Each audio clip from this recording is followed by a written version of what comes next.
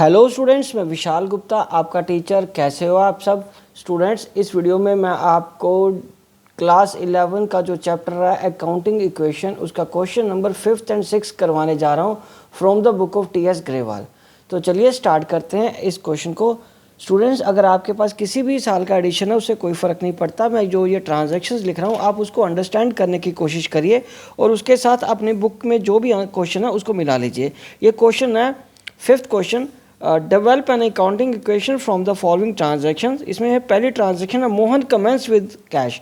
तो Mohan commence with cash का है, तो यहाँ पे हम लिखेंगे मोहन कमेंस का मतलब होता है start. Mohan commenced business with cash. ठीक है बच्चों, तो इसमें कैश लाया वो 50,000। यहाँ पे एसेट्स के फॉर्म में आ जाएगा 50,000 और इक्वल टू 0 जमा 50,000। ठीक है बच्चे, तो ये हमारी डबल एस्पेक्ट रिकॉर्ड हो गया इसका ट्रांजैक्शन का। ओके, तो यहाँ पे हम लगा देंगे लाइन और यहाँ मैं लिखूँगा इक्वेशन। यहाँ क्या लिखेंगे? इक्वेशन। ये आ जाएगा 50,000 इज़ इक्वल टू 0 + 50,000। ठीक है बच्चे, ये 0 + 50,000 करके आ गया। चलो ये देखो पूरा नज़र आ गया ना आपको। ओके जी, तो अब क्या करेंगे हम इसको सेकंड ट्रांजैक्शन। तो यहाँ सेकंड ट्रांजैक्शन में क्या आएगा? सेकंड ट्रांजैक्शन है परचेज गुड्स फॉर कैश। तो बच्चों परचेज गुड्स फॉर कैश में हम क्या करेंगे? परचेज गुड्स फॉर कैश है 30,000 का, तो स्टॉक ऐड हो जाएगा।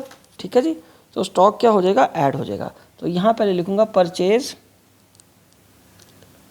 Goods for cash. यहाँ पे आएगा स्टॉक कितने का? 30,000 का, और माइनस 30,000 कैश में से हो जाएगा। ठीक है जी, और यहाँ पे हम लगा देंगे बेटे लाइन लगा देंगे। ओके, और बाकी इस तरफ तो कुछ नहीं आएगा। ठीक है, और यहाँ पे बन जाएगा न्यू इक्वेशन। क्या बन जाएगा? New equation. न्यू इक्वेशन में मैं यहाँ पे लिखूँगा 50,000 में से 30,000 चला गया तो 20,000 आ गया। स्टॉक 30,000 का है।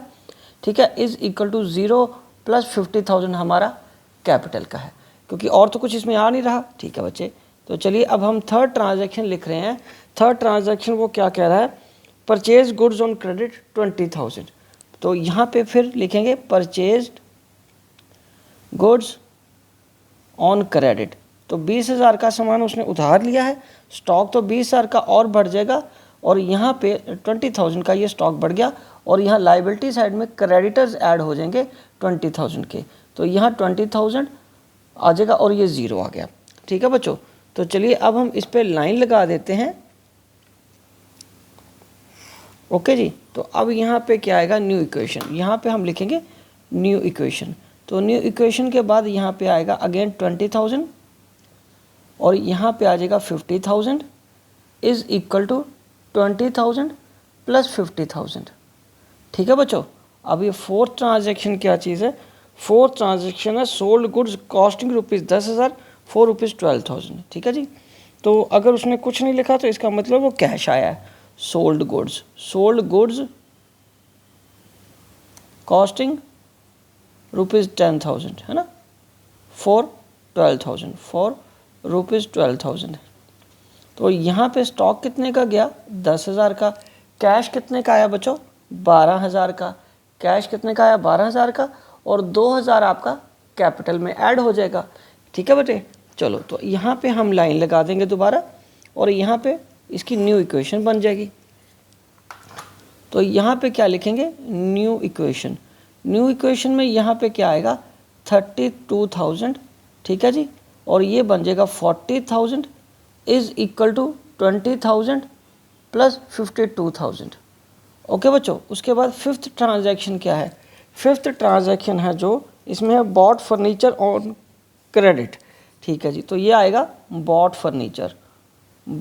Furniture on credit. क्रेडिट पे तो क्रेडिटर बढ़ जाएंगे, तो फर्नीचर करके यहाँ पे हमारी एक एसेट आ जाएगी फर्नीचर।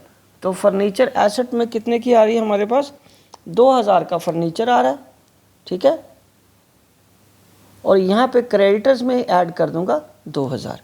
ठीक है जी, इसको अलग से लिखने की ज़रूरत नहीं है। हाँ, अगर आप अलग से भी आप, क्योंकि लाइबिलिटी साइड का हमारे पास स्पेस इतना ज़्यादा नहीं होता, ना ही बच्चे इसको रखते हैं, ना ही इतनी ज़रूरत होती है उसकी। तो अगर आप क्रेडिटर्स अलग करो और यहाँ उसको क्रेडिटर्स फॉर फर्नीचर अलग करो या क्रेडिटर फॉर स्टॉक अलग करो, तब भी कोई फ़र्क नहीं पड़ेगा। आप दोनों को कंबाइन भी लिख सकते हो इस तरीके से, तो उससे आंसर पे कोई फ़र्क नहीं आएगा, answer will remain the same. New equation, ठीक है बच्चे। तो ये आ गया न्यू इक्वेशन में आ गया 32,000 plus 40,000 plus 2,000 is equal to 22,000 plus 52,000। Okay जी। और उसके बाद क्या है, 6 ट्रांजेक्शन।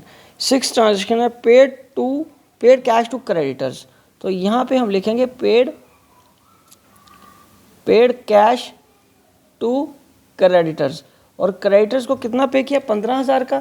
तो 15,000 तो बच्चों यहाँ से पे हो जाएगा और उतने में इसके क्रेडिटर्स हम माइनस कर देंगे, ठीक है। तो उसके बाद यहाँ पे हम क्या करेंगे, लाइन लगा देंगे, ओके। और ये इसका फिर टोटल कर लेंगे, तो ये मतलब बैलेंस निकाल लेंगे, टोटल मतलब बैलेंस कर लेंगे। न्यू इक्वेशन, ठीक है। 32 में से 15 गए तो कितना रह गया, 32,000 में 15 17,000 रह गया। तो ये 17,000 यहाँ पे आ गया। 40,000 का तो ये आपके पास है ही है स्टॉक का, 2,000 का फर्नीचर, और 22,000 में से 15,000 आपने माइनस कर दिया। 22,000 में से 15,000 माइनस कर दिया तो कितना रह गया बच्चे, 7,000। और 7,000 के बाद यहाँ कितना रह गया, 52,000, ठीक है बेटे। 52,000 के बाद ये लास्ट ट्रांजेक्शन अब कौन सी है, सैलरी पेड की। तो यहाँ पे सैलरी पेड की स्टूडेंट्स कोशिश आपने भी ऐसे ही करनी है कि ये सारा क्वेश्चन एक ही शीट पे आ जाए, क्योंकि अगली शीट पे फिर ये सारा नहीं तो आपको दोबारा लिखना पड़ता है और फिर बैलेंसेस भी उठाने पड़ेंगे आपको दोबारा नेक्स्ट पेज पे, कैरी फॉरवर्ड जिसको बोलते हैं। तो सैलरीज कितने की बेटा, 1,000 रुपये का यहाँ से आ गया और 1,000 रुपया आपका यहाँ से माइनस हो गया। अब यहाँ पे हम लाइन लगा देंगे और उस पर लिखेंगे फाइनल इक्वेशन, ठीक है बच्चों। तो ये हमारी लगी लाइन और यहाँ पे हम लिखेंगे फाइनल इक्वेशन।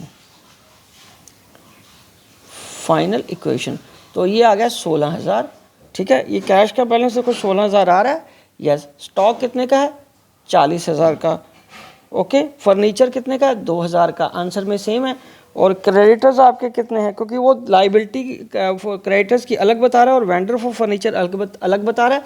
टोटल 7,000 ही बना, क्योंकि हमने यहाँ पे टोटल लिखा हुआ है 7,000, और ये 52,000 में से 1,000 माइनस कर दो तो कैपिटल का बैलेंस कितना आ गया, 51,000, ठीक है बच्चों। तो ये हमारा बन गया 5th क्वेश्चन का अकाउंटिंग इक्वेशन, ठीक है जी। मैं एक बार आपको ये दोबारा बता रहा हूँ सारा, आप स्लो करके पॉज करके बच्चे अपना काम कंप्लीट कर सकते हो, ठीक है जी। उसके बावजूद भी अगर आपको कोई क्वेरी है तो आप मेरे को कमेंट बॉक्स में अपनी क्वेरी सेंड करिए, मैं उसका सूटेबल रिप्लाई आपको ज़रूर दूंगा। तो चलिए स्टूडेंट्स बात करते हैं अब क्वेश्चन नंबर 6 की। तो गाइस क्वेश्चन नंबर 6 में जो है वो है prepare an accounting equation on the basis of the following transactions.